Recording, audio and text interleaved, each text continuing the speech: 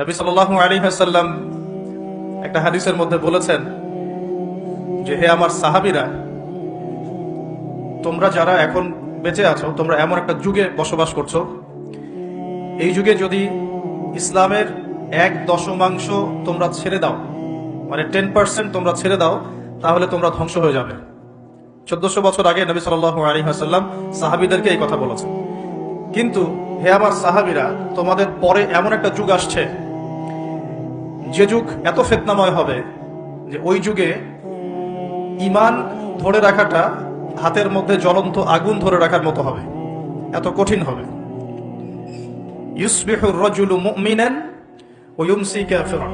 ওই যুগে একজন মানুষ সকাল করবে মুমিন অবস্থায়, সন্ধ্যা করবে কাফের অবস্থায়। ওয়া ইউমসি মুমিনান ওয়া ইউসবিহু কাফিরান। সন্ধ্যা করবে মুমিন অবস্থায়, সকাল করবে কাফের অবস্থায়।